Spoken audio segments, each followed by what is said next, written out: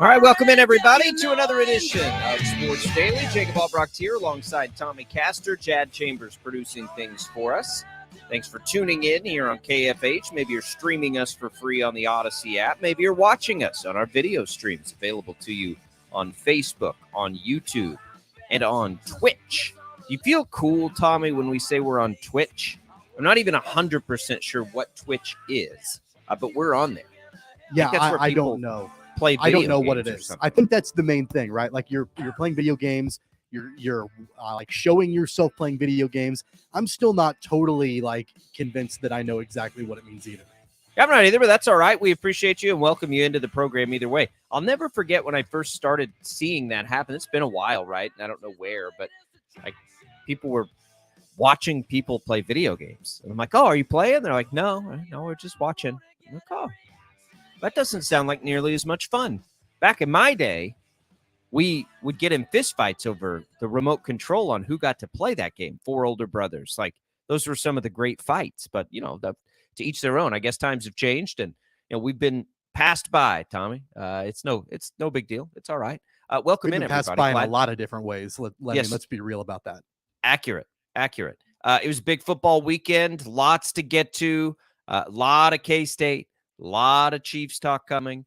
I won't make you sit through 2 hours of Texas Rangers talk, even though there's a big Game 7 tonight coming up and a thrilling Game 6 and all the drama that happened in Game 5 since we've talked and the, you know, hit batter and the Grand Slam redemption last time. We won't do all that, but go Rangers.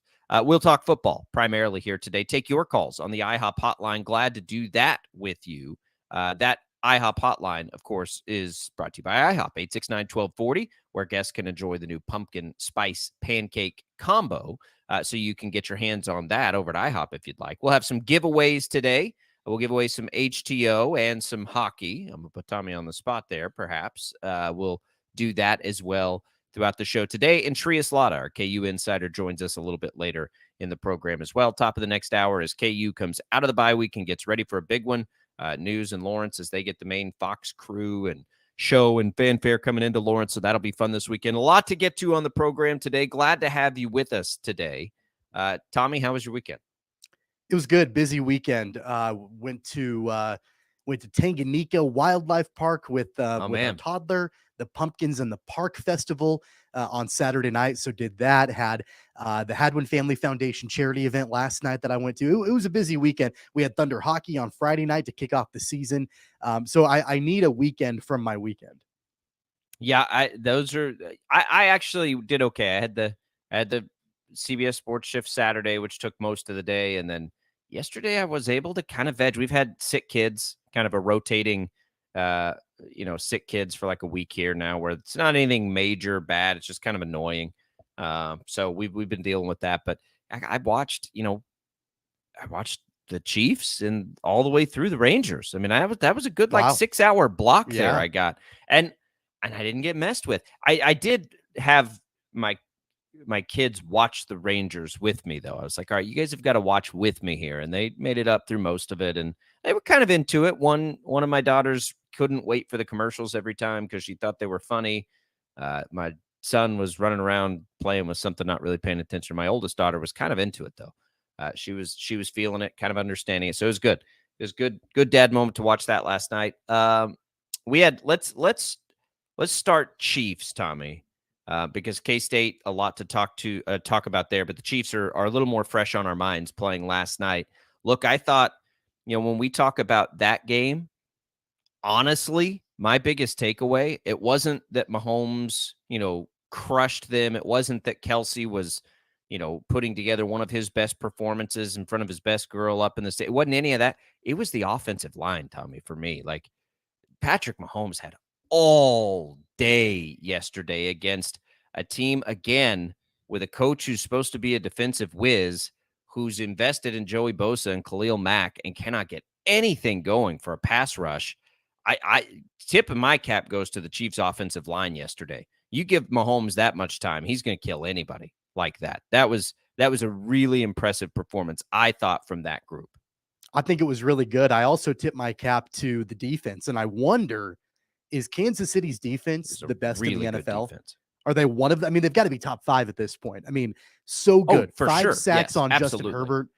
Yeah, that was the Chargers. That was Herbert. Yeah, like they were in Herbert's face all day long. Like their pressure was relentless. The exact opposite. Can we say, I mean, is it fair to say they might be the best defense right now currently in the NFL?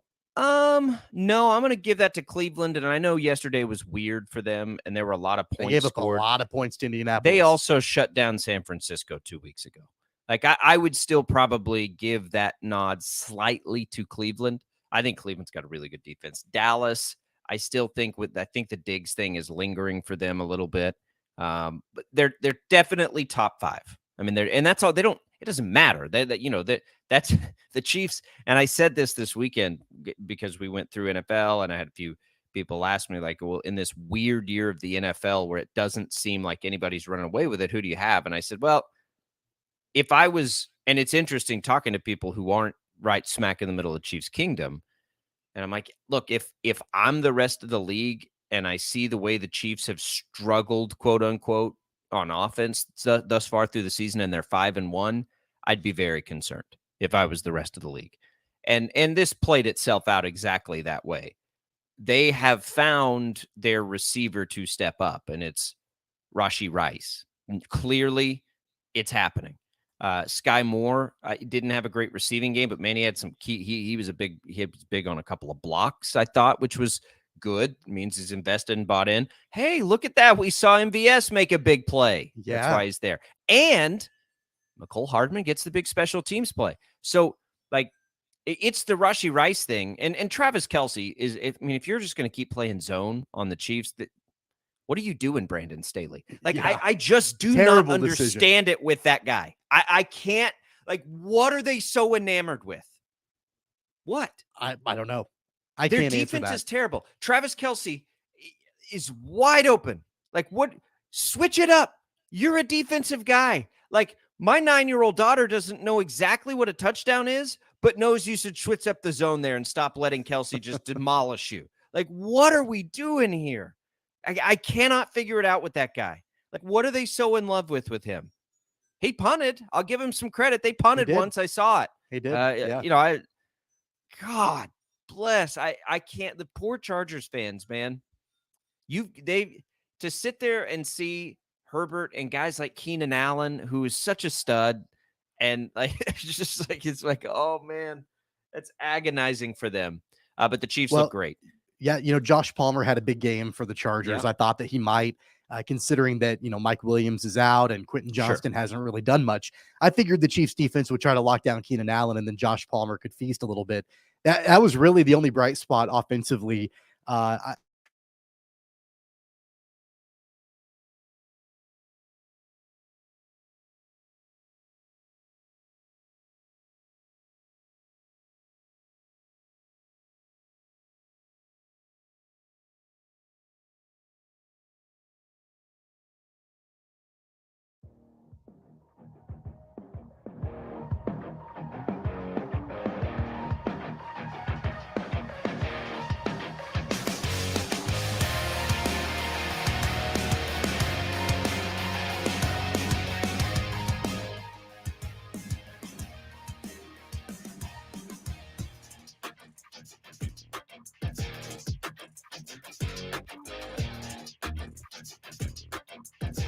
Okay, I think we had a little bit of an audio glitch there. Jad, enlighten us. Where did that cut out?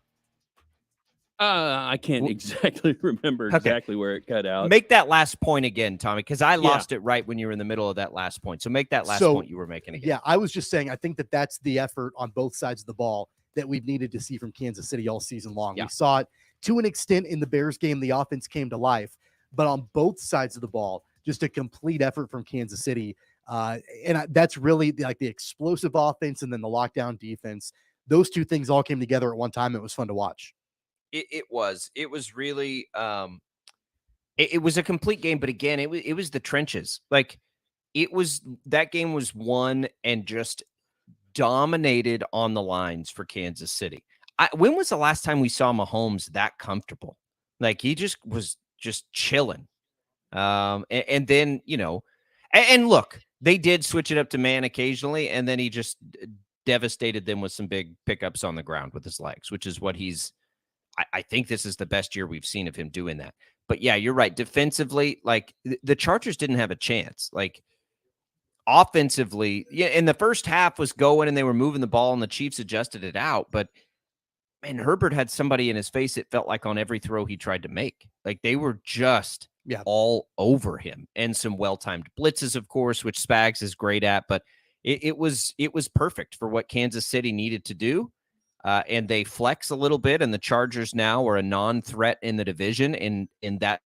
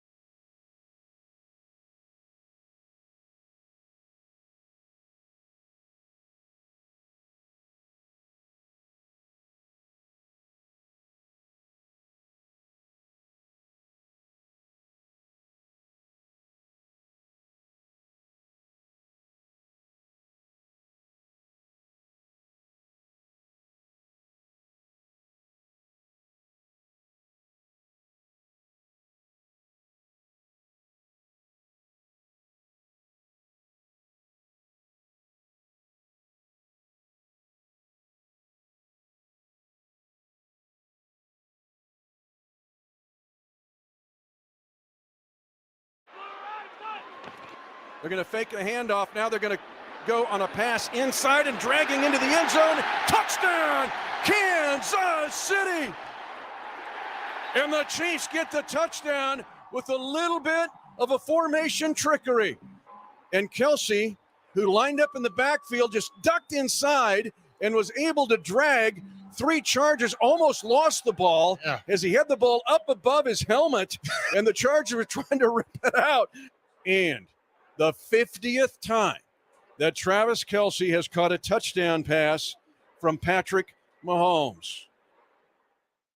Listen, I think it's great. We just got to keep growing here. You know, we've got another AFC West team coming up this next week here. So with Denver, and they'll have another plan for us. And but the guys they're working through all of that. And this is a new road that you have a chance to play a team twice. All right, well, that's a different thing. They know you, and you have an idea about them. Now, what do you do? So I'm saying for the young guys.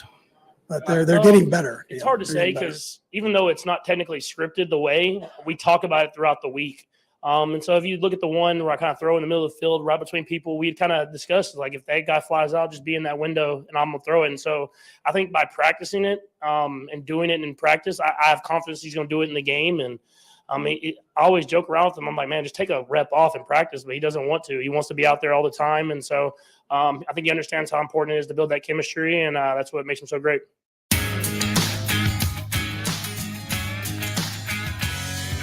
Yeah, look, I think that's one of those where I want to hear Mahomes and Kelce mic'd up moments and hear them just like shred. Like, what are they doing? Like, why do they keep giving us this? Like, it doesn't make any sense. But hey, you take it if it's there, and it was there, and they took it to the tune of 12 catches for 179 yards and a touchdown. Tommy, Travis Kelce in that game made my betting weekend because I had it in a couple of, like, I had his big game as a part of some things, and it made for a good weekend in a wildly unpredictable NFL weekend. It actually ended up pretty good for me in a betting perspective, and most of it was because of Travis Kelce in that game. I thought he would have a big game. That was certainly a big game, right? That was wild just to watch it. It was like we were in Groundhog Day, right? Like, it's just over and over and over and over again, the same thing, and they absolutely refused to do anything about it. And it was like, okay, well, if that's how we want to play this, we're just going to keep doing it. And they could not get off the field because they had no answers for Travis Kelce. Yeah, I mean, it reminded me a lot of back in the days when Tom Brady had Rob Gronkowski, and every time it seemed like there was a third down, you knew he was going probably to Gronk, and Gronk was going to get the first down, and he did, and defenses either couldn't stop it or wouldn't stop it. Like, it was one way or the other, and that reminded me a little bit of that yesterday. I mean, what more can you say? I mean, you've got that hookup that they're so comfortable with between Mahomes and Kelce, and then a defense playing zone where they never adjusted. They never really tried to take Kelce away. And there are ways that you can try to limit him a little bit. There are ways, I mean, you can bracket him, you can double him, you can do some of these different things to try to at least make it a little bit more difficult for that hookup and that connection to happen. The Chargers were unwilling or unable to do any of that. And so that connection just continued throughout the entire game. And it's baffling to me because I feel like the Chargers do have the personnel to be able to at least attempt to try to take Travis Kelce away, but they never really tried to, I feel like. I don't think we were watching the same game as their coaching staff, quite frankly. Yeah. I think that's just kind of how they did. Those two's connection, though, is pretty wild. I think Kelce's the best that's ever done it. I think that, his personality and attitude, like, he's going to play for a while, right? Like, there's no reason that I would think he's going to stop playing. I know he's 34, but it feels like he's going to play for 3 or 4 more years at least. I mean, Tony Gonzalez played until he was 37 and was very productive between his age, well, in his last 3 seasons, all in Atlanta, but he was a really productive player even then. I think Kelce's going to go for a long time, don't you? Like, this is, it feels like we need to, like, there's almost this vibe of like, oh, it's going to end someday. But I mean, what tells us that Travis Kelce's anywhere done playing football? Yeah, I mean, I think a lot of it comes down to the concern that everybody had a couple different times this season for injury reasons. And, Travis Kelce has been pretty healthy throughout the course of his career overall. And this was really the first time in a long time this season where we saw some injury concerns. The knee injury before the season started, the ankle a couple of weeks ago. And I think it started to get the wheels turning a little bit for people thinking, well, he is getting older and maybe this is something that's going to continue, he is. But I will say, like, the game yesterday, I think it was a good bounce back from just all these different concerns about, is he healthy? Is he 100%? And I know that they had the ankle taped up pretty well, and that's probably something that's going to linger for a while for him. But man, no really ill effects from that yesterday in the game. And I think that just the fact that we saw, a couple of those injury concerns this season started to get people thinking about, when is the end going to be here for Travis Kelce? I'm with you. I think we've got a long time to go. Yeah, I do too. There's no need to think about that because it's at least not going to be in the next 2 or 3 years. And it's been. I cannot imagine what this season has been like for him. Not just because he's having a good year, but the Taylor Swift stuff, his podcast, maybe is it a beef with Aaron Rodgers over pharmaceutical philosophies? Like it's wild. But he consistently is in the news. And Romo, I think it was Romo. It was either Romo or Nance, but I'm pretty sure it was Romo. It was like, you don't have to worry about any of that stuff with this guy. Like, it just doesn't matter. Like, because he doesn't, no offense to Taylor Swift, he doesn't love any of it more than he loves football right now. And that's true. Like and I heard him on somewhere, whether it was his own podcast or somewhere, maybe it was Pat McAfee. He's like, I would do this for free. Like, are you kidding me? I get to play football. Like, it's not lost on me how lucky I am. And he's a junkie for it. And, Chiefs fans, that combination, like, of all the things that have happened in this dynasty that's existing right now, that's the one that you feel the most fortunate about. I think if you're a Chiefs fan, is the fact that those two have been able to link up, have their relationship off the field that clearly translates on the field. And it's awesome to watch, even if you're laughing at the Chargers for not making any adjustments to it yesterday, when it was so funny to me to watch that play out. I'm like, this is coaching. Like, I thought we were going to get into a situation where, Staley would blow it at the end like he does by going for it on some random 4th and 27 or whatever it is. But nope, it's that the defensive whiz that they've got in there as their head coach refuses to cover the best player on the field. Okay. Interesting strategy, Staley. That's an interesting one, but obviously Travis Kelce has something to do with that too. And they did make an adjustment, and then Patrick Mahomes killed him with the legs. So what are you going to do? Yeah. All right. Elsewhere in the NFL, before we jump into K-State here, Tommy, and then we've got KU talk at the top of the hour coming. It was a weird day, I thought, in the NFL. No surprise, right? We get those occasionally. I thought this was one of them. The Bills fall to the Patriots. The Bills are I don't know how they're going to sustain with all these injuries. I really don't. The Browns survive in a wild game against Indianapolis, but it has to be, right, as we're looking around the league. Pittsburgh had a big win, and I'm just looking at the AFC here of meaningful outcomes. We already mentioned the Dolphins. It's Baltimore for sure. Yeah, it's 100% Baltimore. Yeah. I mean, we were texting during the game yesterday, you and me. I figured that it would be a game. Like, I thought that it would be a battle. And it wasn't at all. And I think that, even the network thought it was going to be a battle. They switched away from the game, midway through, I think, the third quarter, because the Ravens just absolutely dominated Dan Campbell's team. And the Lions have been the darlings of the NFL this season, right? And I think everybody thinking, okay, they're going to be coming in. They knocked off the Chiefs on opening night. They've got all this talent. They're getting healthier. And they were blanked. Just absolutely trounced by the Ravens. And the Ravens have not looked good at multiple times over the course of the season. So honestly, at this point, I don't know what to make of that result. I don't know if it's just an anomaly, or if we're seeing Lamar Jackson wake up a little bit and the Ravens are going to be a force to be reckoned with. I think if they played that game 5 more times, nothing close to that happens again. Yeah. I think that it was bad. It was right place, right time kind of thing for Baltimore. I'm not going to take too much away from it from the Lions because they have beaten good teams and they do have quality wins. Like clearly their game plan wasn't it in that game. They are dealing with some injuries too. But like it just seems like an outlier other than I don't want to take anything away from Baltimore when I say that, because Baltimore could have won that game by 1 point and we would have been impressed, right? I think for the Lions, you just like wash your hands of it and move on. Don't worry too much about it. But for Baltimore, it does, sort of introduce, and look, they can't keep anybody healthy in the backfield and all of these things, but they, Lamar Jackson is still good, by the way.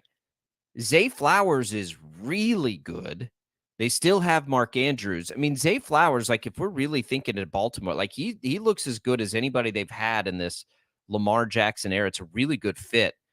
I don't know if they're going to be able to run the ball the way they want to. They did yesterday, but if they can, they're maybe, I mean, they're at least in the conversation, right, with Cincinnati, Buffalo, and Miami and Kansas City. I think they probably belong in that stratosphere at the moment because they've got the capability to do what they did yesterday.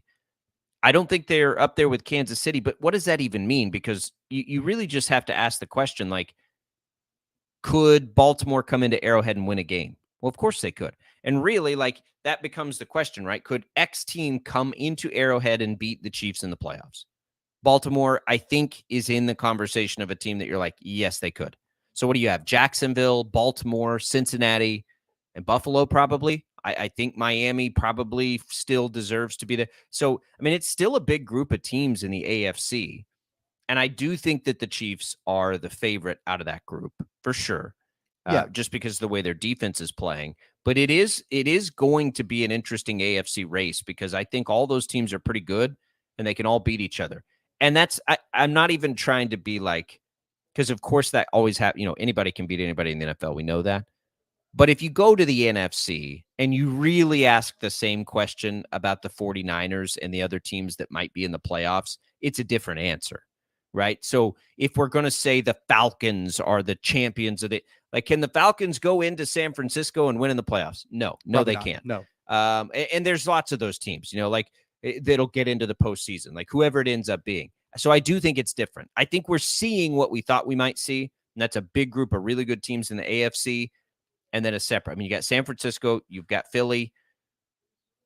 We thought maybe you'd have the Lions, but maybe you don't. And that's kind of it, I think. Like, I'm not putting the Cowboys there. I'm sorry. Like, they're not there right now. And who else is there right now in the NFC? Well, I think that also going back to your comment about the Ravens, I mean, just look at their division overall. They're better than the Steelers are. Yep. They're better than the Browns are. I know the Browns have a 4-2 record. I think that 4-2 record is a little bit deceiving. Well, that they just have a really good, right? Yeah. But I think that from top to bottom, I think the Ravens are better than the Browns are. And then really it comes down to the Bengals, I think. And, depending on when the Ravens catch the Bengals and what that looks like, I mean, that's going to be an interesting matchup in the division. But, man, I think right now, especially after what we saw yesterday, I mean, I think you can make a strong case that the Ravens are maybe the best team in that division.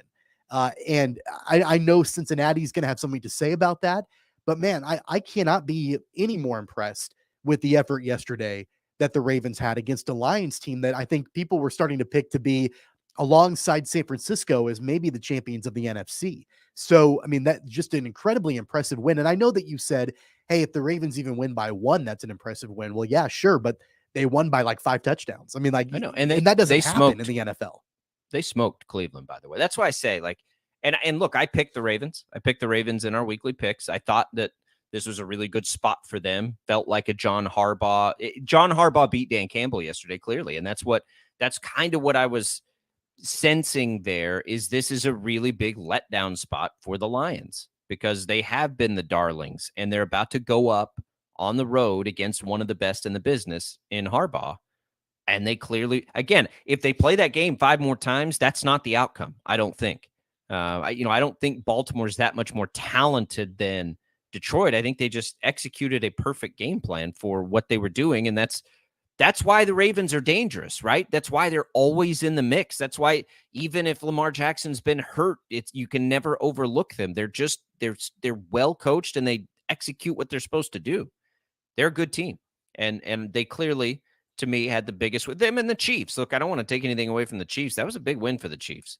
That was impressive for the Chiefs. And the Falcons win was big, right, because of the circumstances in there. But it was a wacky day in the NFL. You had Denver get a win. Green Bay continues to struggle mightily. The Commanders lose to the lowly Giants. Just some weird stuff. I thought the Steelers were impressive. Any other outcomes that we care about? So the Bears win, which is interesting. They looked like they're going to have the top 2 picks, and they come in with their backup quarterback and get a win. But it was in a sort of weird day for the NFL, Tommy, and we'll get into Monday Night Football in the next hour, but just stew on this a little bit. In a weird week, could it finish weird with the Vikings and the Niners tonight? It could. It absolutely could. You know what I mean? Like, is there something with, and there's no Justin Jefferson, so I don't think so. But think about this. And I know that the 49ers are, extremely talented, but they're going to be without Deebo Samuel. They might be without Christian McCaffrey. They might be without Trent Williams. I mean, they're banged up. And on top of that, I mean, the Vikings, you better believe they are looking at what happened yesterday with the Lions and thinking, okay, we've got an opportunity. If we can win, we're going to be, I think they'll be 2 games back at that point. And it's a must win for the Vikings, but especially after a Lions loss yesterday, I mean, the Vikings can get right back into that divisional race. Yeah, they can. They definitely can. But it's going to take, again, no Jefferson against that defense, which I don't think is dealing with any injuries. I would love to say I can't wait to watch that game, but I probably won't watch a second of it because I'll be watching Game 7 You've of the got 2 ALCS, TVs for that reason. I know, but the problem is, so we have another screen down here that we watch movies on, and I told the girls last night, like, if you guys will watch the game with me, I'll put it on the big screen. And they did, and now I'm like, well, I can't watch it anywhere else now. They won last night. Now I'm bound. Like I've got to go get back on the same clothes and sit in the exact same spot and watch. So I don't know if I can. I don't know if I'm moderately superstitious. I don't need to get into all that. You're not superstitious. You're just a little stitious. Yeah, just that's a little stitious. Like, for instance, so here's a good example. And I don't know if I want to say it. Nope, you know what? I'm not going to say it because it might mess it up. We're not going to talk about it. I'll talk about it after tonight. All right, 869-1240 is the number on the IHOP hotline. Let's get into K-State next. On the way out, we'll give away some HTO. Jad, let's do a free coffee, a free HTO brew house, and a free iced tea. So the iced tea, more than 25 flavors. You can get your hands on at any of the Wichita East, West, or Derby locations. And then the brew house offering, which is all the coffee drinks. Everybody loves all the iced coffee. You can get that at HTO East or in Derby. So East Wichita or Derby for the brew house. 869-1240, first caller. Get your hands on some HTO. We'll come back. Hey, Cat fans, how you feeling today? We'll talk about it next.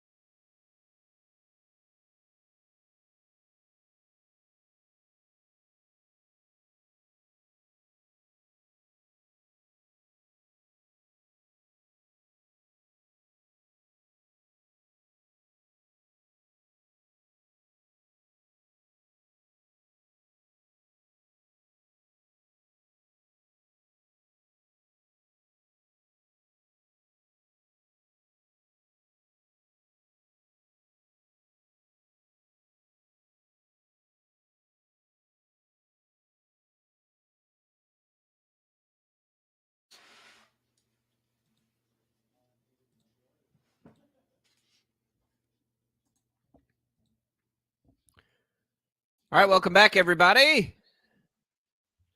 Brian wins a little HTO. Congratulations to Brian. We'll get those to you. Jad, I owe you some more of those cards. I'll bring them up there at some point here soon. All right, Tommy, let's talk a little K-State football. That was impressive. Yeah, like that was that was exactly what you wanted to see, and exactly why I think that they are just fine running a 2-quarterback system. It's what, it's sort of what I hoped when I thought that they might run the 2-quarterback system, is playing it out that way, right? Like, don't put too much pressure on Avery Johnson, the passer, just yet if you don't have to. And you saw in that game that Will Howard was a great passer, which is awesome to see, right? And Avery Johnson still gets a ton of reps, provides the explosion with his legs. They just sort of played the way TCU defended them. It was funny. I had people messaging me, and, at the beginning of the game, they're like, get Will Howard out of there. Like, why would you play Will Howard? Like, what's going on here? Like, what are we doing? And I was like, guys, they have like 350 yards of offense in the first half. Like, I think what they're doing is working. And then by the end of it, they're like, well, I guess Will Howard doesn't suck. Like, he's still pretty good. I'm like, yeah, it's a guy we thought might be an NFL guy. Like, just chill a little bit.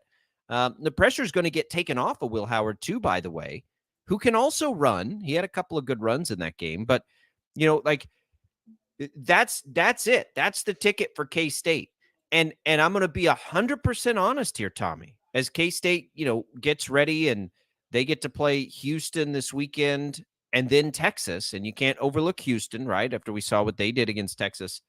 But if you want to beat Texas in Austin, I firmly believe and have that having this confusing thing to try to defend is absolutely the best way to do that.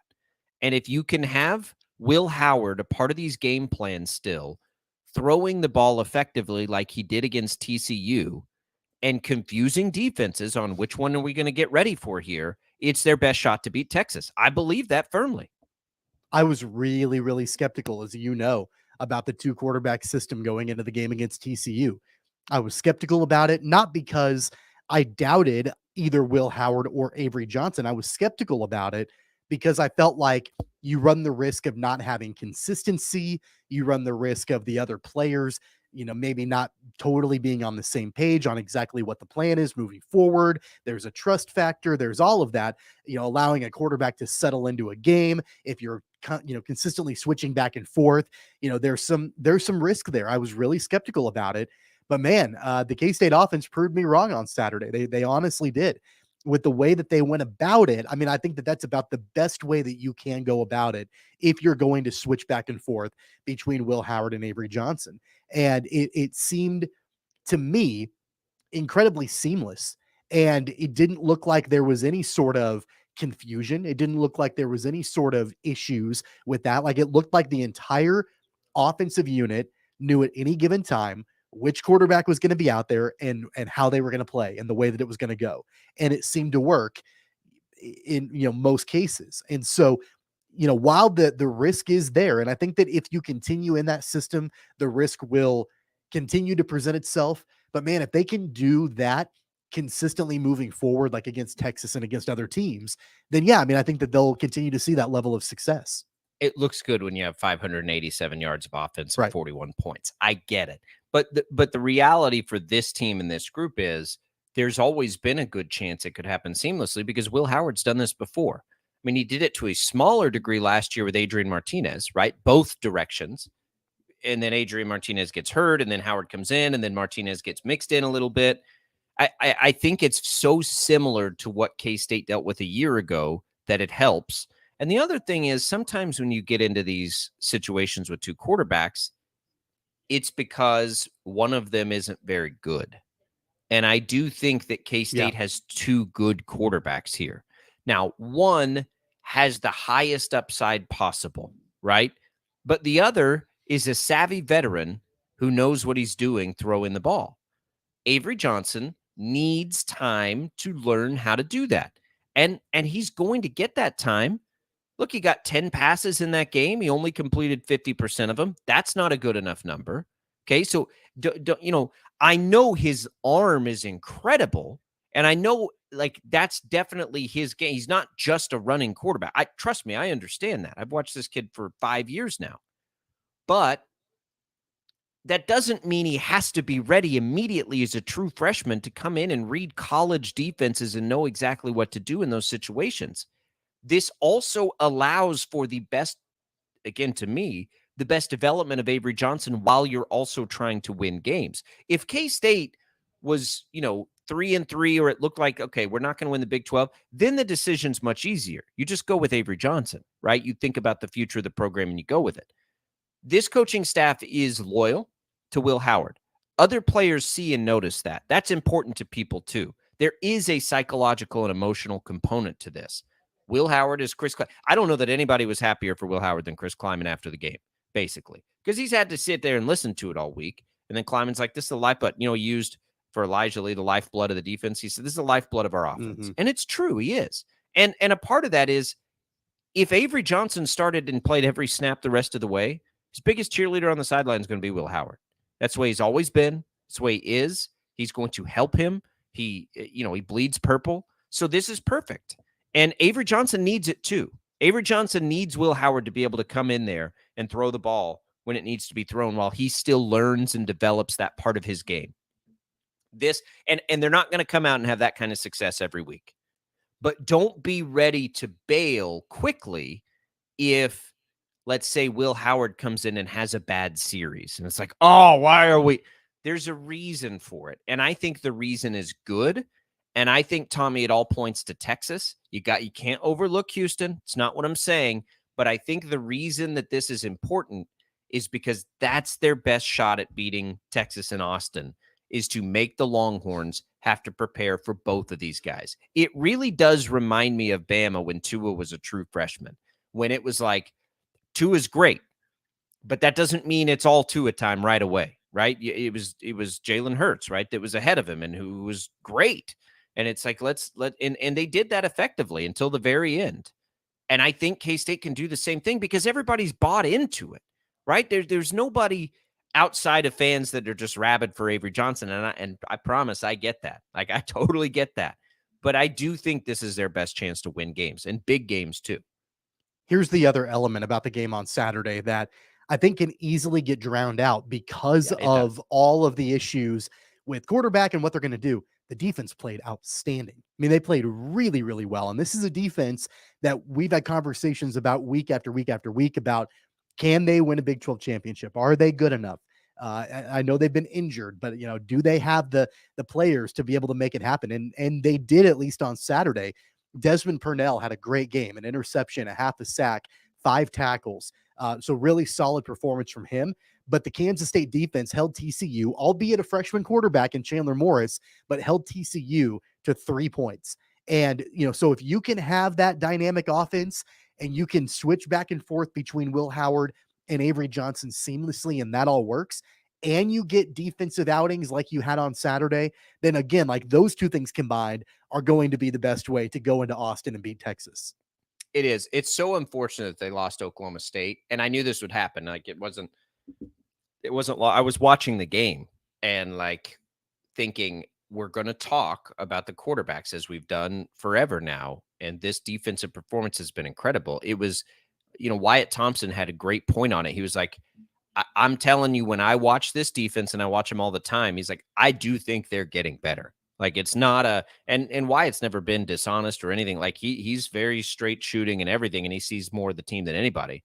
He's like, I think this defense is getting better. Well, it translated against TCU. And as they find a rhythm, that's going to play a factor as well. What I hope is we don't look back in the end of this and just agonize over the Oklahoma State loss, who, by the way, went to Morgantown and got a massive win over the weekend. Oklahoma State's the hottest team in the league for sure. Unfortunately for K-State, they got to be the beginning of that. But it was just an unbelievable win for the Wildcats. We'll have more looking back on it. Look ahead to Houston. Thank you, Texas, for reminding everybody not to overlook Houston or anybody in this league. I think what happened in that game will help K-State through that a little bit. as Texas looms in a couple of weeks. All right, we're going to take a quick break. We'll talk KU. They did not play last week, but boy, they got a big one coming this week. Is Jalen Daniels going to play? I got no idea. Has anything happened there? Do we know anything else? We'll ask Shreya Slaughter, our KU insider, when we return on Sports Daily.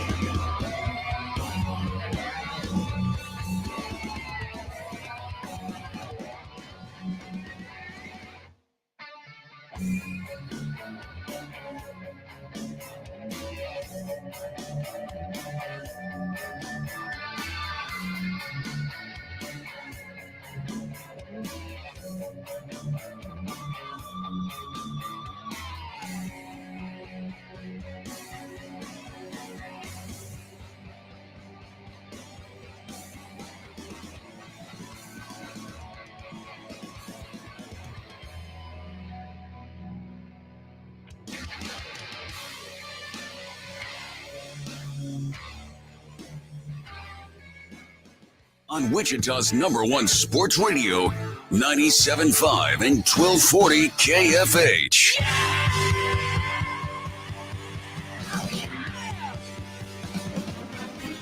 It's that time, Sports Daily, getting all the inside information on the Kansas Jayhawks. Let's go now to the KU football and basketball beat writer from the Kansas City Star, Shreyas Laddha. All right, we welcome in Shreyas Laddha as we welcome in hour number 2, and you here on Sports Daily. Glad to be here with you. You had the bye week, Shreyas. Kick up your feet, sit back and relax, right? Watch a little football. How'd the bye week treat you? It was honestly very nice. It was one of those bye weeks where I think it was needed. You know, you get in the full sprint of football season, basketball season's right about to start. You have Big 12 media days, all that. I didn't do too much. I watched a lot of football, woke up watching cricket, World Cup played the new Spider-Man game, hung out with some friends. Can't complain. New Spider-Man game. Maybe you can tell us. We stream on Twitch, Shreyas. We feel really cool because we do that. Isn't that where people watch people play video games? Yes, sir. Yes. Okay. Well, we're streaming. You're live on Twitch right now, just so you know. I don't stream. I'm not good enough to stream, I think. Okay. Yeah, I stopped playing like new video games a long time ago. I'll tell you right now that there's probably like Madden, I don't know, 03 with Donovan McNabb on the cover. Nobody's beaten me. Thank goodness we didn't have streaming then, or I might be a video game player because I was untouchable in that game in the dorm rooms back in college. But anyway, I digress. All right, Shreyas, the bye week, not just good for maybe you guys never. That's probably a pretty well-timed bye week for the football team, don't you think? 100%. I think it gives the opportunity to get KU a little healthier, a little more rested. And ideally, you're hoping Jalen comes back this week. I think there's been some optimism that this could be the week that he comes back, just based on what Leipold said and, just kind of the wording of some things. And, it'd be about 5 weeks since the initial injury. So, this would be a great time to come back in one of the biggest matchups of the season for KU football. Yeah, I mean, it really is. Playing OU in Lawrence, big noon kickoff from Fox is going to be there. It's big time, right? And, College Game Day came to Lawrence last season. Now you've got big noon kickoff in town. As the players and the coaching staff are getting ready for this matchup this weekend, how do you think they balance the fact that, it's a massive, massive matchup against an Oklahoma Sooners team leading the Big 12. And then also the fact that, it's a football game. They've got to get ready for it, but they can't get too hyped up. How do you balance that? I think it's one of those things that they have to remember that, they need to get back on track. They lost a tough game against OSU back in October 14th that I think they probably want back. And you look at that game, they really should have won that game. It was a tough loss. And if they want the season to end the way they want it to end and, end with a 9-win or 8-win season and a nice bowl game, they need to beat OU, which is arguably the toughest matchup of the year for them because they look very, very good on both sides of the ball, And I think it's important to remember that Kansas has played OU tough the last 2 years, but they haven't beaten OU since '97. So it's 18 straight wins for the Sooners. This is probably the last time Kansas plays them for a minute. So I'm really curious to see how the matchup goes, but I think it's going to be a tough one, whether Jalen Daniels comes back or not. If Daniels is there, OU sort of, let a little blood trickle out of the nose against UCF. They survived that game. And I don't know which way you look at that. Is that was that the opportunity or the chance, or was there more, that you can look into that if you're a future opponent? I don't know the answer to that. But Kansas, look, if Jalen Daniels plays, Kansas is good enough to win that game. No, I don't disagree. I think it's one of those things, though, if Jalen Daniels plays, they need the defense to be on point. OU's averaging 43 points a game, fourth in the nation. On offense, they have a capable signal caller in Dylan Gabriel, who's been phenomenal, who's passing the heck out of the ball. 4 wide receivers are averaging or have over 400 yards receiving on the year already. He's thrown for 2,000 yards. So it's one of those things where you need a lot of things to go right for Kansas, right? You need Jalen Daniels to come back. You need him to play well, not really show any adverse effects. And on the flip side, KU's defense cannot be run amok. You can't have them put up 500-plus yards and dominate the time of possession battle and expect to win the game. You need to limit them to 3 points when you can. You need to limit OU as much as possible. And honestly, you look at the UCF game and people are like, oh, well, Kansas can play them close. I think nothing of it. Like the Big 12 has taught us anything this year is every team is going to be all over the place depending on the matchup. Texas nearly lost to Houston last game, and they're much better than Houston. Like it's just an individual by individual matchup. You can't really take much from the last game. Maybe you can take some weaknesses and stuff like that. But I think for Kansas, they have to play their game. That means, pound the football with the run game. OU has a little bit of weakness there, giving up 120 yards per game. It's only 4.1 yards per carry, but it's definitely something that I think Kansas can take advantage of with their stable of backs. Jalen needs to be on point. This needs to be one of those games that if he comes back, he's got to throw for 300 yards and a couple of touchdowns.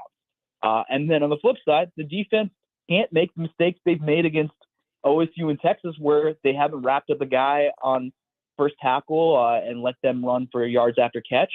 And they just really have to make things difficult. So it's a little bit unfortunate because you don't want to play a team that just barely survived a scare against UCF because, they're not going to be caught sleeping against Kansas. Yeah, I wonder, Sharius, and you mentioned, obviously, OU surviving against UCF. Then you also mentioned Texas, a little bit of a scare against Houston. There is, a decent amount of parity, I think, right now in the Big 12. You've got a couple of other teams that, it wasn't that long ago that we were all talking about, that these two teams are dead in the water, and now they're up towards the top of the Big 12 in Iowa State and Oklahoma State. Of course, K-State's right there. KU's right there. Where do you stand on the Big 12 as a whole? Obviously with OU and Texas right there, but do you believe that there's a good amount of parity in this conference right now? 100%. There's a lot of teams that I could sit here and say on any given Saturday, they could beat each other. I think there are certain teams a little better than the rest. I think Texas and OU are still a little ahead of the pack, but I think there's a chance that if Kansas plays their best game, or if Kansas State plays their best game, or if Oklahoma State plays their best game, they can come out with a win over OU or Texas. Why not? I think that same could not have been said about a month ago when Texas was looking dominant and OU was rising up the ranks, and I think that shows you the parity of the Big 12 and some of the things that the teams are dealing with between injuries. And, now you have Quinn Evers on the mend. He's going to be out for a couple of weeks with surgery. What does that mean? Do they start Arch Manning? Do they start the other QB? It's a lot of questions, I think, on the Texas end. OU's looked dominant for the most part, obviously withstanding this last game. But I think, you look at the conference, and if you're a Jayhawk fan, man, you really wish you had beaten OSU because they could be right there, I think, in the Big 12 leaders if the season plays out the way they want it to play out. Oklahoma State is white hot, though. Oklahoma State is now all of a sudden right in the mix. They get a Bedlam game, maybe the last one ever, right? They're for real. They just had a huge win at West Virginia. They have wins over Kansas and Kansas State. That's the thing about Oklahoma State, because I think K-State fans feel the same way. Like, oh man, I hope we don't regret. But Oklahoma State's good again. I think we can just sort of say that. So maybe it's not as bad of a everybody in the league is rooting for KU this week, by the way. What do we know, Sharius, about Leipold coming out of the bye historically here? Is there a definitive thing we can look for from what he does during a bye week that gives advantages. We know some coaches are lethal out of a bye. What do we know about Leipold out of a bye in his short time at KU? I want to say he's pretty good. I would double check me on that just because he was a little bit before my time. I didn't cover Kansas last year, as you guys know. But I do think historically he's pretty good. I think going back to his Buffalo tenure is pretty good. I mean, one thing about Lance is he has his team ready to go. There's very few instances where I feel like KU's asleep at the wheel. And if they are asleep at the wheel, it's asleep at the wheel for a half, and they come out the second half and it looks like a completely different team, after a quarter or something like that. So I think Kansas will be ready to go against OU. I just think it's a talent gap thing for OU versus Kansas. And I think it's you are hoping Jalen Daniels is healthy, because I don't think Jason Bean can beat this OU team. Well, and I'm just real quick looking at that last year. And, so last year they had a tough schedule, right? They got off to the hot start, then they lost 3 in a row. And then they came out of a bye and beat, at the time, 18th ranked Oklahoma State. So I don't know. I mean, it's hard to say that, but I'm with you, right? It seems like he's a preparation guy in his long history in coaching. And I think preparation guys naturally do better with extra time to prepare. No, I 100% think so. And, Lance has been looking closely at that UCF tape and the tape from the last few years. Obviously, different teams and all that. But, if you can play Caleb Williams close, who is everyone is, hailing as a generational quarterback, you can play Dylan Gabriel close, and you can play OU close, and you can come out with a victory. I think it's just have to go right for Kansas. I think this is one of those things that if Kansas comes out with a victory over OU, that's the biggest statement win Kansas has had, I think, since beating Texas in 2021. And it's probably the biggest win Kansas has had with Jalen Daniels or Jason Bean at quarterback, period. I think it's one of those things that really showcases that Kansas is for real. Whatever happens with the rest of the year or not, you have 6 wins at that point. You're bowl eligible, clinch it for the second straight year. And you probably feel good if you're a Jayhawk fan that if you come out with OU, maybe Kansas, gets that second or third spot in the conference. And I think that's huge. Let's talk about game script for a second, Shrees, on Saturday. So knowing how potent the Oklahoma offense is with Dylan Gabriel, is it a game that if it's a shootout, that's the best opportunity for Kansas to win with what they do offensively? Is it kind of a situation where a more lower scoring game maybe favors OU a little bit more? And then also on top of that, I can't imagine that in this game on Saturday, Kansas can allow what happened to them against Oklahoma State, getting down by 2 touchdowns early, if they have any opportunity to win this game. No, I completely agree. I don't think they can let OU get ahead of them, because that game can get away from them quickly. And I also do think if it's a shootout, I still think it favors OU's offense, because you see what happened with Texas, right? Texas, Kansas was relatively close in the second half, or the first half. And in the second half, it became a little bit of a shootout, and Texas just blew Kansas out of the water. You want a game that's a lower scoring game to Kansas. That means the defense is doing its job against the potent offense. And that means, you're right there in it. You want it to be, like 28, 24 or whatever, or 28, 21 or something like that. Or, ideally 30 or less. If you can give up 30 or less against OU, I think you have a very good chance to at least steal a win or come close to it, And if you've seen, back in 2021, when arguably they should have beaten OU, but if not for some interesting calls, it was 35-23, the final score. So it wasn't super high scoring. Last year was a shootout, but I didn't feel like they were in it, and I think the score to indicate how much OU beat Kansas by. So I definitely think if you're Kansas, you want to control the clock, you want to run the ball as much as possible, you want to keep it out of OU's offense's hands, and really win the time of possession battle. If you win the time of possession battle, that is, I think, humongous key to winning this game. All right, Shrees, a lot to prepare for this week as you've got now all the fanfare coming along with it. What have you got going at the KC Star Force this week? Yeah, I'm excited. So this week, me and Carter Stanley will be looking at some breakdown of kind of what's been going wrong with KU's fourth down conversion rate. I think they're 1-9 for the season, so kind of just showcasing some of the things that they've done wrong and kind of breaking down that stuff. And I think there'll be some media day for KU basketball, so there'll probably be some stories from that. And the typical game coverage. I'll just have my 5 things come out for KU versus OU, so keep an eye out for that in the next hour or so. And hopefully we'll get some updates on what's happened with Jalen Daniels soon. Shreyas Laddha will have you covered at SHRE98 on social media. You can find his work at the KC Star. Shreyas, always appreciate it. And we'll have a big one to talk about next week. Absolutely. Thanks for having me, guys. There goes Shreyas Laddha. Tommy and I will come back. We'll take a quick break. We'll have more Sports Daily. KU Oklahoma. Jalen Daniels can play. Shreyas says there's some optimism. That's a really, really interesting Saturday. All right, we'll come back. We'll have more Sports Daily right after this.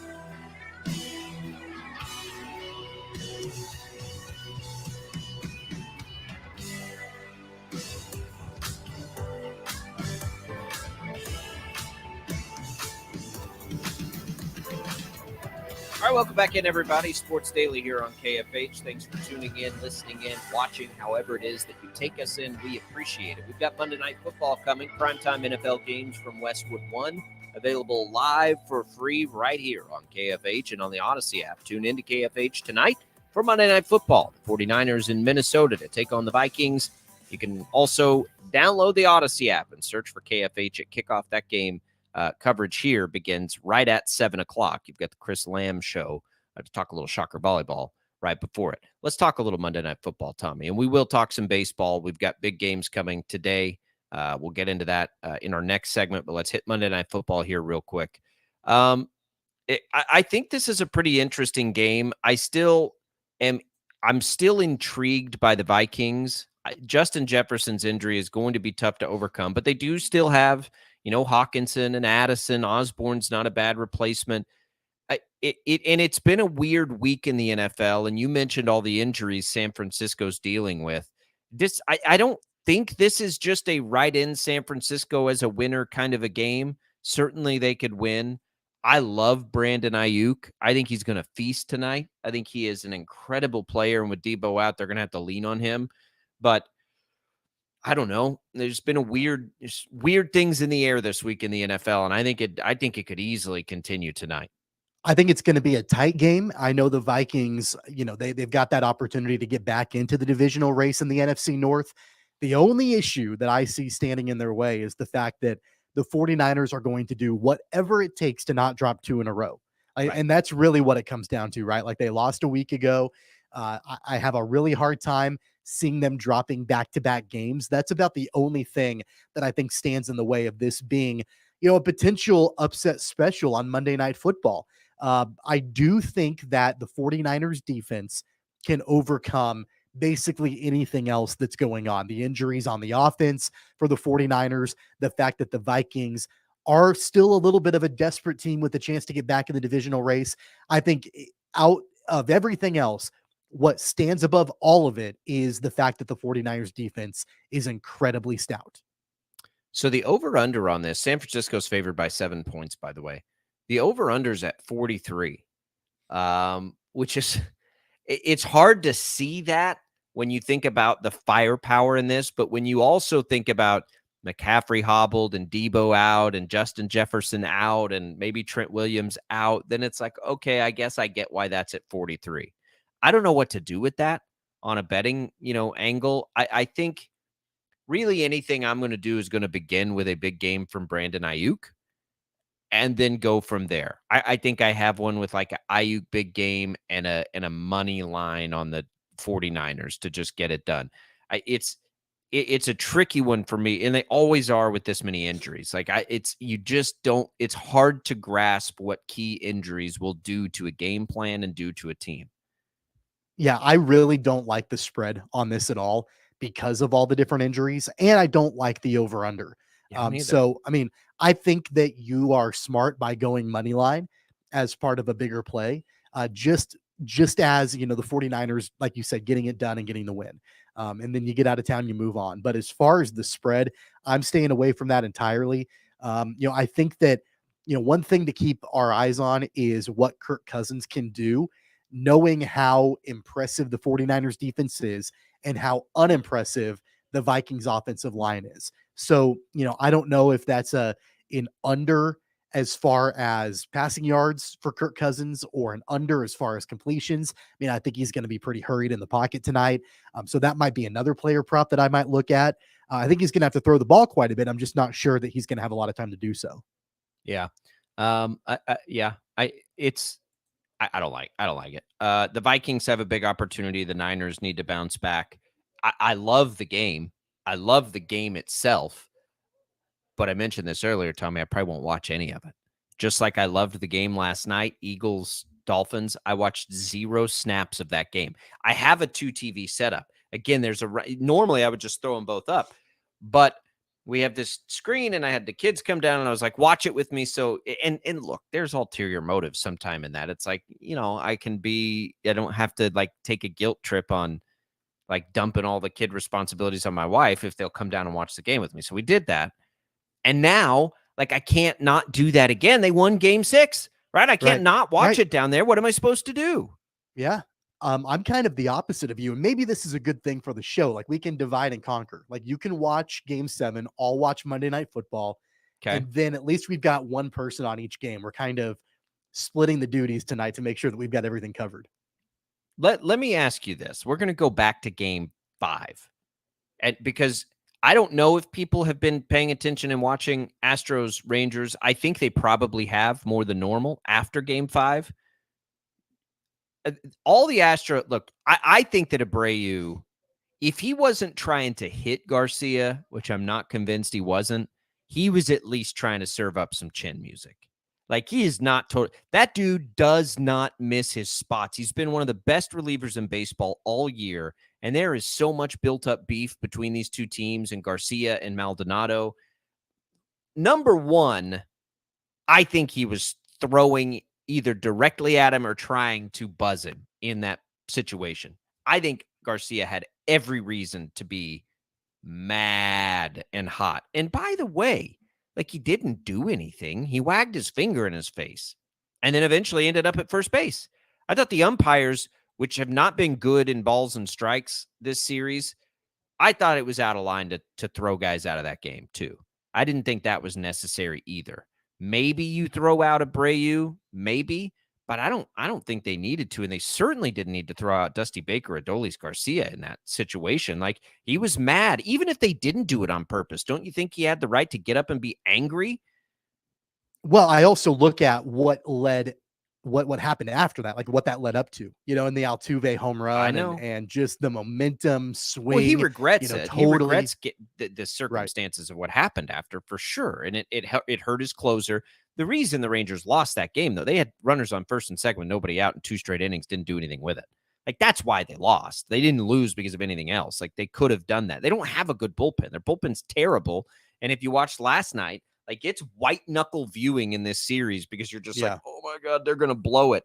And they keep walking batters ahead of the Astros' most dangerous hitters. Like in all of these, it's been that way the whole series. They're going to have to score runs, but that situation added to the drama. And then, I mean, I've never seen a guy swing out of his shoes more than Garcia last night, who struck out 4 times before he hit the grand slam late in the game. It's like he was trying so hard to do that. And now I hope he readjusts his approach at the plate, but this series has been intense. I know you're going to have a hard time getting on this with what I'm about to say, but I mean, I think it's the truth. And I think it's time to start talking about, is Jose Altuve one of the best postseason baseball players of all time?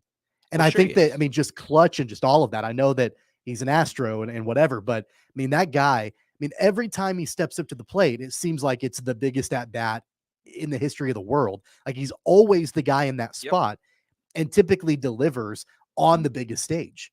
He does. He's also a cheater. And look, I know. I'm not saying that out of I'm not saying it out of bitterness. I'm saying it as both of those things are true. A lot of his postseason statistics were built up while he was actively cheating. So it's like, is Barry Bonds, or let me use a different example because Bonds, I don't think has ever admitted anything. Is Mark McGwire one of the best home run hitters of all time? Yes. He's also a cheater. So is Jose Altuve one of the best postseason players we've ever seen? Yes, but he's also a cheater. But here's the difference, and I'm not trying to be a Jose Altuve apologist. I don't really like him a whole lot, and I'm not an Astros fan, but I'm just playing devil's advocate. What happened in Game 5? He wasn't cheating. No, and I know. Was still incredibly That's why clutch both and hit a home run to win the game. Both things can be true. You can say that, but they also threw at a guy. So, is that cheating? No. But let me just take a quick Altuve side didn't note. Throw at a guy. I know. Let me take a quick side, but the Astros did. Let me just. I wish that every time a player was intentionally thrown at, that player would walk up to the mound and punch that pitcher in the mouth. It is the most ridiculous thing that we're just okay with. Pitchers throwing intentionally at batters. Why is that ever okay? Like, in what world in sports are we just like okay with that? And I'm not saying like it should be outlawed or anything. I just wish that the pitchers had to deal with the repercussions. Like, you get to sit there and throw 98 at somebody that doesn't have a chance to defend themselves. right? Like, that's ridiculous. I don't have a problem with you throwing at him as long as you don't have a problem with him coming to the mound and you're going to fight about it. If you throw at a guy and it's obvious, they should let him fight. Because if I'm a hitter and my livelihood, like, that was up and in on that fastball. Okay. So from a guy who doesn't miss ever with his pitches, like I heard something, I read something. And again, it was just out there in all this. On a fastball, there is like a 0.0003% chance that he is that off on a fastball over the course of the season. That's how often something like that would have happened with his fastball. The dude doesn't miss with his fastball like that. Now, whether he was trying to hit him or just trying to send a message because they didn't like that he spiked his bat, all that garbage, I don't care. But if you're pitching, you throw at a guy, you should have to deal with the comeuppance. And look, Mike points out on social media wouldn't work with Nolan Ryan. You're right, because he won most of those fights where guys tried that. And I'm a Nolan Ryan guy. I loved all that stuff that happened in Game 5. But the Astros are still a dirty team, and they're cocky and arrogant and talk trash. Look, you're the best villain. You're probably right on a lot of that, but here's the thing: there are some nuances when a pitcher is throwing at a batter.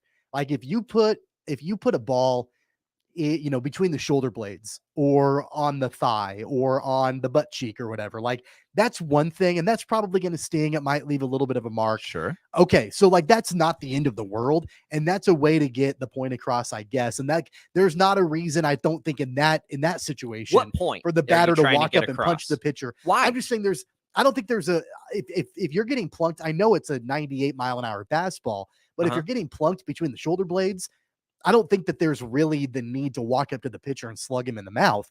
If he's going up to your head, that's a different scenario altogether. Here's why. Even if you plunk him in the butt, the pitcher doesn't have to get in the batter's box and face the opposite. Like, okay, how about this? Maybe you didn't walk up and punch him. If the pitcher plunks somebody on purpose, the batter gets to pick up the ball and crow hop and fire it back at the pitcher as hard as he can, and he doesn't get to have a glove. Because that's essentially what's happening. Like, how ridiculous does that sound?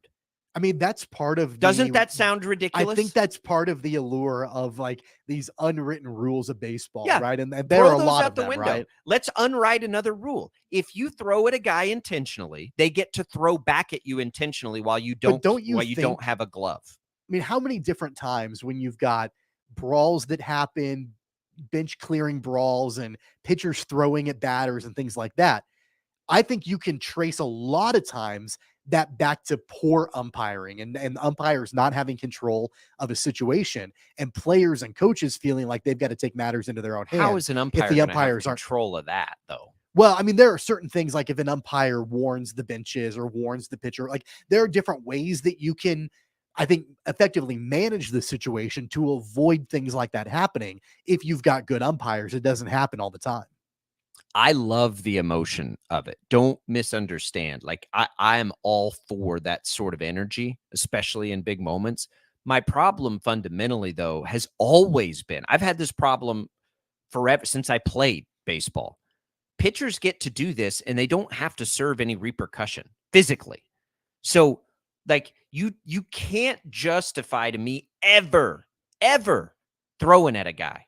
Like whether you're throwing at his butt, whether you're throwing at his head, no matter what it is, because you don't have to face the consequences of that. Like what? But even beyond that, throwing at somebody's head is right. And I don't absolutely abhorrent. I mean, by the way, I don't think that happens on purpose.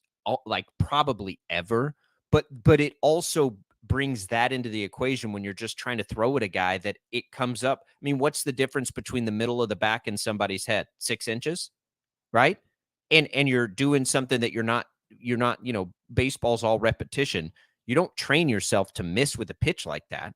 So now you're going to intentionally miss with a pitch and hit somebody in the back. Well, you could easily drill them in the head. I hate it. I hate that part of it. And again, like if a pitcher does it and it's obvious, and again, like imagine how ridiculous it would sound if the batter got to take the ball and crow hop and throw one at the pitcher when the pitcher, two things, pitcher doesn't get to have a glove and they can't move out of the way until the last second, right? No, that's ridiculous. You would never do that. But that's what pitchers do to batters all the time. And we're just like, oh, yeah, get him off the plate. Oh, you can't crowd the plate like that. Like, get out of here, pitchers. Yeah, but that wasn't the situation in Game 5. That wasn't. It was not. I mean, it's not what I'm saying. Retaliation from another situation of I don't think Abreu would throw at his head. But that's the thing. Like, if you are a pitcher and you are just trying to get a guy to back up off the plate, like, that's one thing. It's another thing when a pitcher is defending one of his teammates from something that happened from the other team the inning before, too. Like, those are two different scenarios entirely, where, like, trying to get him to back off, okay, whatever. Like, that's one thing. But, man, like, in the situation in Game 5, that's Abreu, you would think, I think, defending what happened, a couple innings prior. And what did happen? Garcia got excited about the biggest moment of his baseball career. It's an unwritten rule. What unwritten rule? That you can't celebrate a home run? I'm not justifying it. I'm just saying that's what happened. I mean, it's the stupidest thing I've ever heard. And he said afterward, like, I'm not mad that he hit a home run, but clearly they were mad that he hit a home run. Yeah. And the other thing, like, Verlander didn't care. Verlander was mad at himself for doing it. And Garcia was talking to his own dugout. Like, that is the dumb, and we're phasing it out, right, with the next generation. Another baseball and its unwritten rules, man, like, drives me nuts to see, because they're not good for the game. What's good for the game? For Garcia to pimp that home run all the way down to first because you get to replay the videos and it adds to the drama and all that. And pitcher, don't make that pitch. And Verlander would tell you that. Like, I just can't make that pitch. It's a bad pitch. That's why one of, I know, your all-time favorite players in history, Jose Bautista, I'm kidding. I'm being sarcastic when I say that, but that's why his bat flip on that home run that he hit a few years ago is still, like, viewed everywhere. Like, everybody always talks about that bat flip because it was so epic, and it's something that, happens a lot more often now. I mean, I get frustrated, like, when I'm watching my Braves play the Phillies in the playoffs and Bryce Harper's pimping home runs and things like that. Like, I do get, like, that frustrates me as a fan of the other team. Do you get mad when Chris Jones pimps a sack? No. Or Tyreek Hill has fun on his way to the end zone? No. Why do we only get mad when batters celebrate a home run? No, I think, but if I was the other team, like, I would probably get mad if Max Crosby pimped a sack. And he does, right? Yeah, like, because I'm a fan of the other team. Like, but it's not everybody an overall, does, though. It's not an overall, like, no player should ever do that, and they should never, like, it's just because I'm not a fan of the team. But man. the reality is, like, that's never a reason to take offense and throw at a guy. Like, there's nothing that should make you throw at a guy unless it was the guy. Like, here, I'll give you an example of where I'd be like, okay, that was fine. If we were still having pitchers hit and that pitcher hit one of your guys intentionally the inning before, you have the right to throw at that pitcher when he bats. That's the way it used to situation. Every other situation, it's not okay to throw before the universal DH in the NL. That's what was happening. I mean, you had the pitcher in the National League hit a guy, and then he would get up to bat, and he would get hit. You're a hockey guy, Tommy. Like, you're a hockey guy. Pitcher, if you have if let's say Justin Verlander took offense, and I don't think he did. Let's say Verlander takes offense to Garcia pimping that home run. Then just go fight him right there. Just put your glove down and go pick a fight down the first baseline. I'd be all for that. Like, do that. Like, let that happen. But you can't throw it, guys. Like, you can't do it. The other difference is that, I mean, you mentioned hockey, like, they're all wearing pads and helmets and things like that, where keep your helmet on. It's not like you've got pads, that the players are wearing. Keep a helmet on. Keep a helmet on and toss a helmet out to the pitcher and say, "Oh, are we going to go here? Hang tight. Let's get you a helmet." The punishments and everything in baseball are going to be far different than in hockey also. I mean, like, you got guys that are going to be suspended for multiple games and, whatever, where in hockey, it's kind of like, all right, you got to go to the penalty box for a few minutes and you'll be right back in the game. That would be better than throwing at somebody. That'd be like in hockey, you taking a slap shot at a guy because you took offense. Like, no, you're not going to do that. By the way, that game tonight at 7, NLCS, Tommy, is also interesting. Not quite as much drama, I don't think, in the NLCS, although it's been a really good series. Like, the Rangers and Astros has been good because for a couple of reasons. Obviously, the teams hate each other and it's high drama and all that. But, like, no lead is ever safe. The Rangers bullpen is terrible, which means you always feel like the Astros are about to come back and take the lead. That's made it stressful, but entertaining to watch.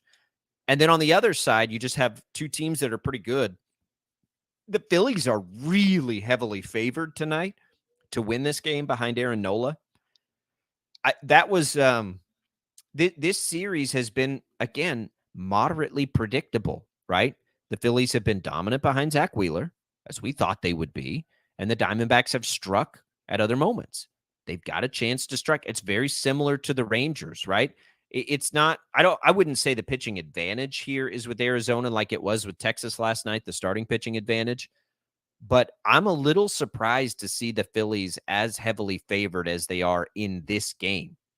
I think the only concern with the Phillies is, can their bullpen hold up, specifically Craig Kimbrell? And he's not had a good NLCS at all. And so, I mean, he was a guy that I think Phillies fans for a long time just thought, okay, he's locked down. He can shut down teams when he needs to at the biggest moments. That hasn't happened in this series. And so you get into this game and really with, the Phillies just basically right there to go to a World Series. Do you trust Craig Kimbrell enough to be that guy to shut it down in the late innings to get you over that hump?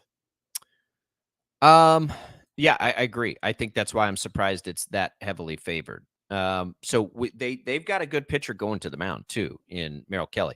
On the other side, it's Max Scherzer, and this is the second game. It's a big pitching advantage for the Astros.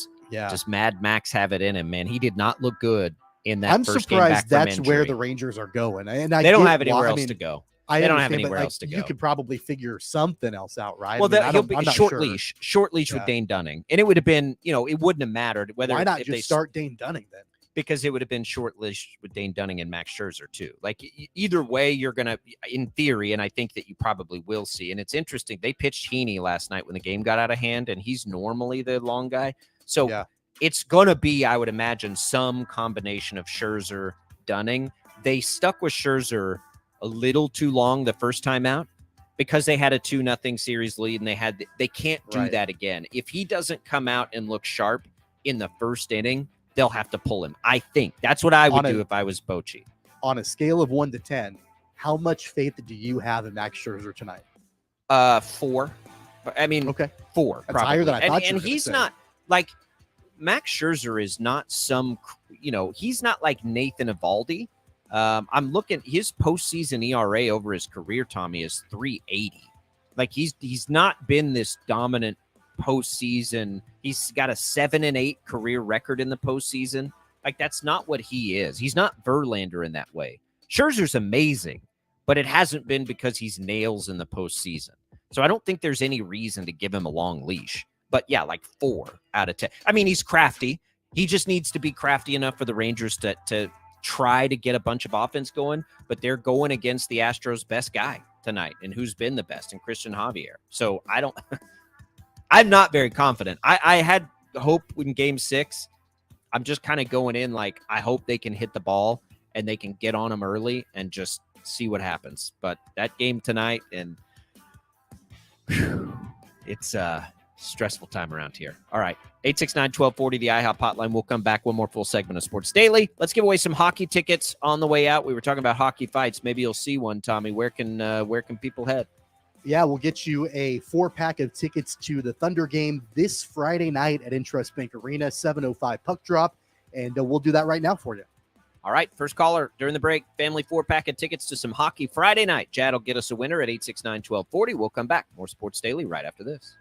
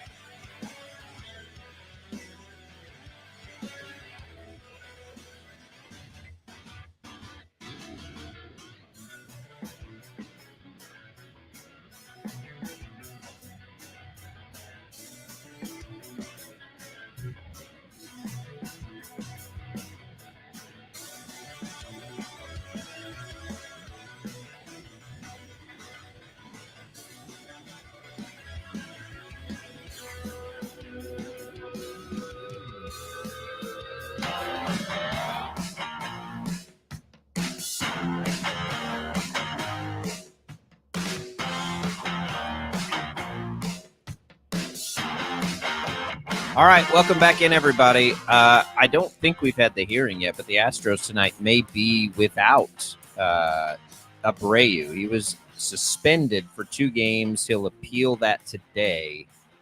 Even if he wins his appeal and gets 1 game, it would come tonight in a Game 7, which is interesting. It doesn't sound like there's much of a chance he would get nothing out of that. So, if that allowed them, back in that game, the repercussions of it would certainly come tonight if they can't get it done. Mark, congratulations for winning the family 4-pack of hockey tickets to see the Thunder on Friday night. Always chances to win on our IHOP hotline, brought to you by IHOP, where guests can enjoy the new pumpkin spice pancake combo Jacob Albracht, Tommy Castor here with you on Sports Daily. A couple more minutes here. Tommy, that as we look at it, I'm just looking at other headlines. We've hit everything today. The Quinn Ewers injury, as we were talking about K-State, I'm seeing this morning, and maybe it was late last night, that he is expected to miss some time.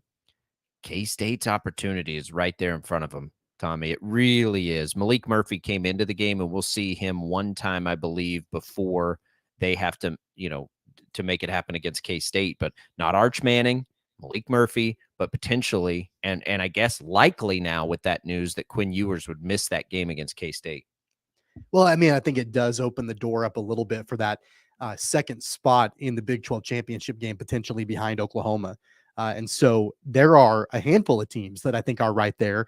They can take advantage of that. Kansas State is one of them. They're probably most likely with the way that they've been playing so far, but Oklahoma State, is right there too. And it's shocking because they were really, really bad. It was just a few weeks ago, and they've caught fire. So they're right there. And even KU, I know KU has already lost to Texas, but I mean, they're not out of it yet either at, overall 5-2 and 2-2. Well, overall. What happens if Texas, like if they struggle at all without Ewers and lose another game, is now you're back open big time for the rest of the league, right? Because I think at this point, everybody's sort of trying to count on Texas losing that second game to climb in for the one-loss teams. But if Texas loses and gets, to 2 losses or 3, like it really does open the door for everybody. I don't know what's going to happen in this league. I'm certainly not confident right now as it looked at one point like it was certainly going to be Texas and Oklahoma. With this injury and Oklahoma's little scare against UCF at home, by the way, I'm not so sure it's that, that much of a lock at this point. And in a league where it's hard to pick out who is the best, I mean, I think it's still those two. I don't know if you can say it about Texas without Ewers. We'll have to see, but they had a call, by the way, at the end of that game. They very easily could have lost that game to Houston. I think K-State and KU. Look, if Jalen Daniels, KU enters this conversation, but K-State especially now, your eyes are big if you're the Wildcats. Well, and on top of that, I mean, this Saturday's game in Austin, Texas taking on BYU. BYU's not a bad football team. They're 5-2 overall also. So that's going to be an interesting matchup, knowing that Ewers is going to be missing some time. I mean, it feels like everybody in the league has 1 or 2 losses. Like, that's it. There have been very few teams that have just struggled. It's been not necessarily for a good reason, up and down and very diverse. It's kind of for a bad reason, but it's right there. KU, K-State very much in the mix. All right, we'll come back. We'll tell you what's on tap tonight next on Sports Daily.